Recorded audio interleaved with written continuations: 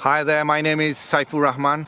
Today, the 16th of April, I've had my first dose of the COVID-19 vaccine at the Magam Orange, one of the mask vaccination centre with Swansea Bay Health Board. I've had the Oxford AstraZeneca vaccine, and it was a straightforward process, very easy.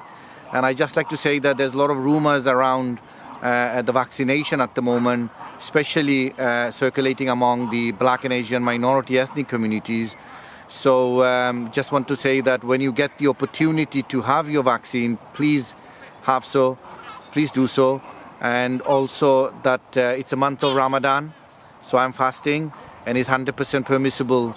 I feel perfectly fine. I've had my jab about almost 10 minutes now, so I'm going to walk around for the next 5 minutes and then make my way home.